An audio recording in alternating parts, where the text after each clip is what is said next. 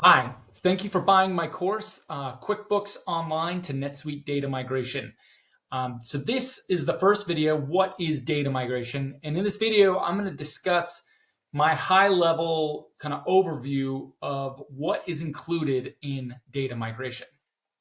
So these are the 5 steps that I think about when it comes to data migration. So first, there's master records.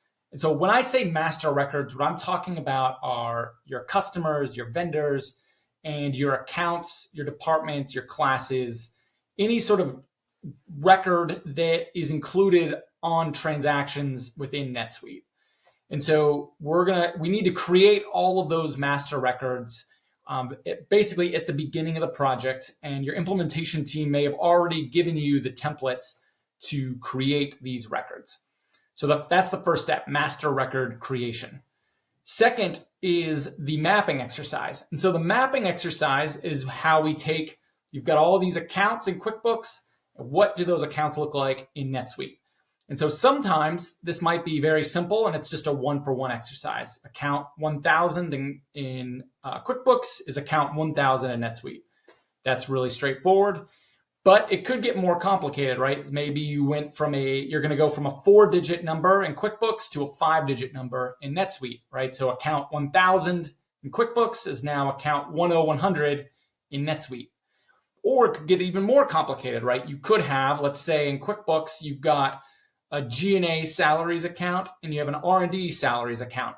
And we want to consolidate those 2 accounts to one salaries GL account, and then we're going to split it to a department where you have a G&A department and an R&D department.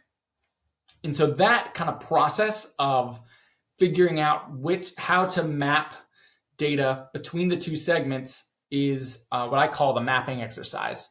And in my opinion, that's where the most judgment and difficulty is in the data migration process. Third, so once we've created our master records, we've mapped those master records between the 2 systems.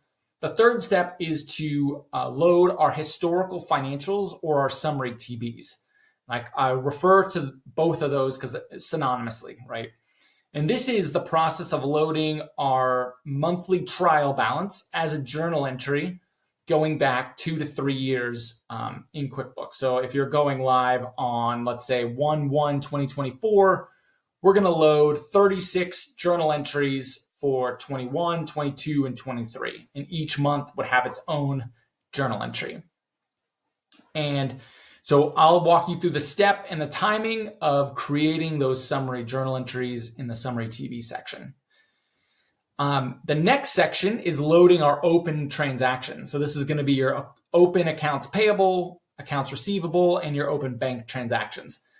And this is, so when we load those summary TBs, right, we're loading balances. So you'd have one balance for accounts receivable on a single journal entry that's $1 million. But that $1 million balance is most likely made up of 100 different invoices for varying amounts to various customers. And so we're going to go through how do you load those open transactions into NetSuite without impacting the GL, which was loaded through those summary TBs. And that's going to be in each of the sections. AP and AR are for accounts payable, customer and vendor transactions as applicable, and then the open bank transactions are for preparing your first bank reconciliation in NetSuite. And so then the last step is the validation, and that's kind of done throughout the process. So how do we make sure that the data as it was in QuickBooks is now correct and loaded correctly into NetSuite? And so within each section, I'll talk about how do I validate this data for my clients when I do this exercise.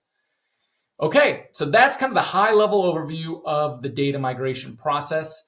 In the next course, I'm going to talk to you about the timeline that you should expect for completing each of these steps when preparing for the data migration. All right, we'll see you in the next class.